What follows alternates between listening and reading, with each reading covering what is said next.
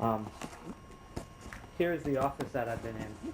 This is where I've been working the past few days on your story.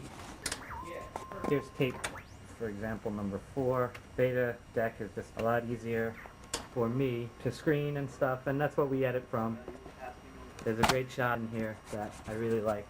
I'll show you. It's at 11, shakes hand with old man, 11:04.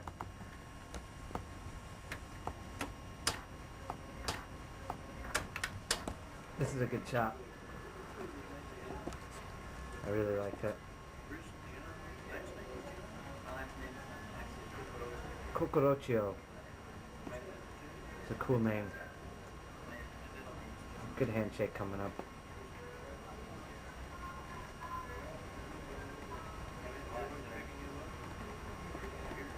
It's good.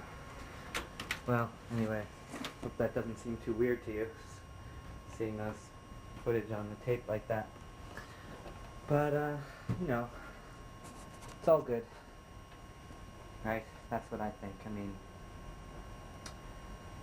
no matter how important, I think all great truth is contained in paradoxes, because our language doesn't really suit truth too well. So, in paradoxes you can find truth in between, in the in-betweens. So I like to think that nothing is important, because every moment is completely transitory, and so in some ways life is a dream, meaningless, empty, all actions, everything, because nothing lasts. And then the paradox is that nothing is important, nothing lasts, but every moment is at the same time completely fleeting and eternal. That once something happens, even though it is dreamlike and destined to disappear without a trace, it still happened, and that it happens forever. So that I fluctuate between saying I think it's a good thing, because I fluctuate between saying there's nothing to worry about. So because it's all a dream, and nothing should be taken too seriously, and you should never lose your sense of humor, and that it will all be the same in the end when the tide rolls in and levels everything out.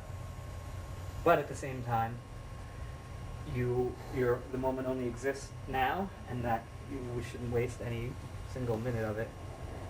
I don't know. So I guess what I mean is that it's okay to take things seriously, as long as you take them seriously with good humor. You take them seriously, but not so far as to allowing yourself a moment of anxiety or worry, because anxiety and worry only they are the enemy, like you said on your tapes one point. If you're angry, you're not angry at the person. It's not a person you're angry at. Your enemy is not who you're angry at. Your enemy is your own anger. So, as important as it is to take life seriously and care about everything you do, it's also as much important to remember that it's okay, it's all going to be fine, and not to worry, I guess.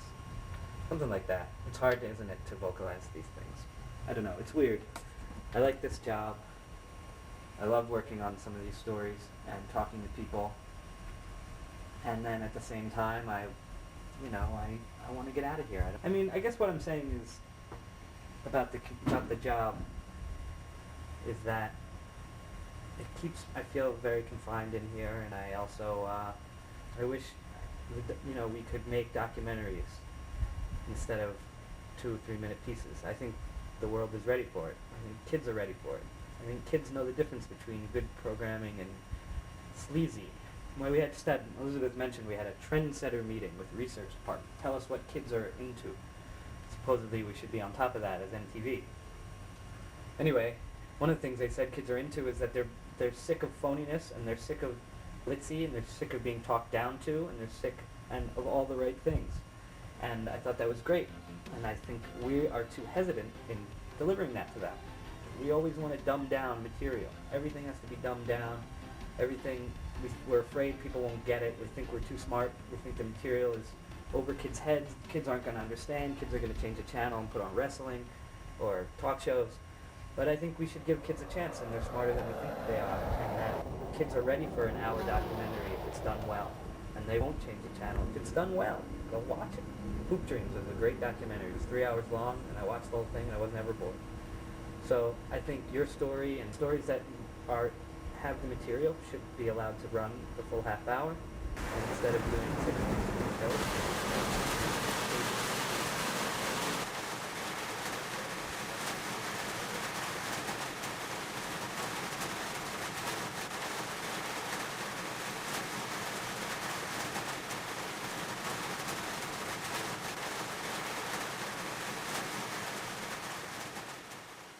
Alright, I'm running on and on. I gotta get back to work, so I'm going to pause and certainly certainly shoot some more a little later. Oh, hold on, let's talk to Gabriel first. Take a shower, maybe just keep your mouth open, and if you're gonna drink any water, you should boil it for 3 to 4 minutes, or actually I think it might be 10 minutes. 10 minutes on the boiling, sir, just to be on the safe side. If you start to feel ill, nausea, sweating profusely, any symptoms like that, please call your physician and tell them that you may suspect E. coli / salmonella. Now that's not the same as E. coli or salmonella. It's a strain of E. coli that's been compounded with salmonella, and we're very sorry about this, sir. The matter should resolve itself in the next 12 hours. So if you haven't showered today, then maybe you might just want to wait till tomorrow and tell your 2 neighbors, because I'm going to be calling them too. So if they haven't heard from me, I'll be calling them. Thanks a lot, sir, and don't worry too much. We're just calling this as just public interest, but we're just trying to be on the safe side, because that's your health is our #1 priority. Thank you very much, sir. What's going on? What are you doing? I'm crank calling my friend Michael, who crank called me yesterday, and I tried to crank call him, and then he recognized my voice, so I had Gabriel do it. Alright, I'm about to pause this. Do you want to send any shouts towards Chris? What's that for? This is Chris John. I'm going to send him this tape. Oh, hey, what's up, Chris? I've seen some of your tape. It's great. I really like it. I think of what you're doing is really cool. I'd love to travel myself, and I definitely can appreciate the urge to take off and just kind of leave society for a little while and reevaluate. It's cool. I admire that. Cool. So. All right.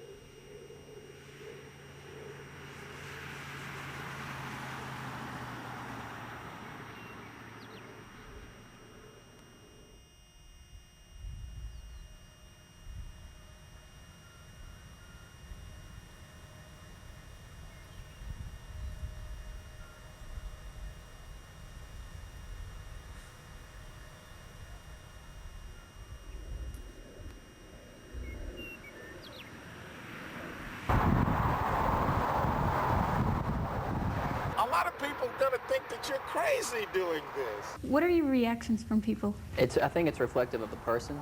Some people get excited and they're very encouraging, and they get inspired by someone who's kind of willing to take a chance and follow something that's kind of hard to explain, but very meaningful. Other times people are very standoffish.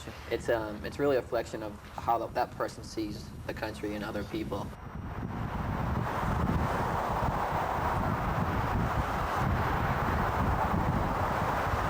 Bad guy comes towards you, he's going to be in for a rude awakening. I bet you've met some really interesting people. What are the requirements? Is there requirements? Do you need to be outgoing? Do you need to have some kind of characteristic?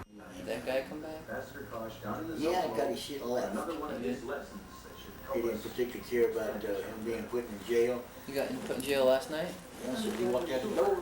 He just got out of prison like the day before yesterday. Oh, well, he's not doing a real good job by staying out. I wouldn't have found out about this place if he didn't start a fight with me. Started a fight with you? Yeah. What the hell did he do? What'd he do that for? And I was just walking by myself, and he ran up on some girl, and I was on the other side of the street and I just kind of made sure nothing happened. I mean, I was cold and wet last night, and if he hadn't have started with me, I wouldn't have found this place, you know. So.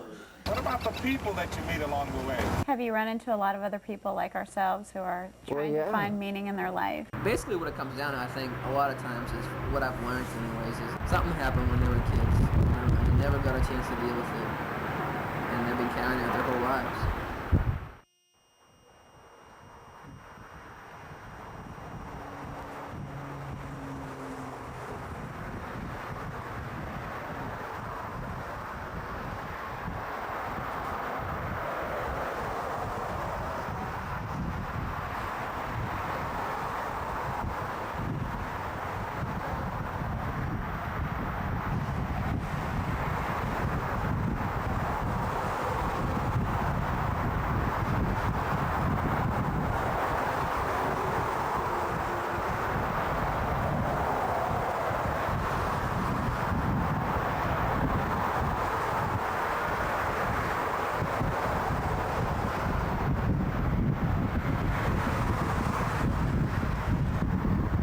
There ain't no answer, man. I know. I've been searching under every rock. There ain't no answer.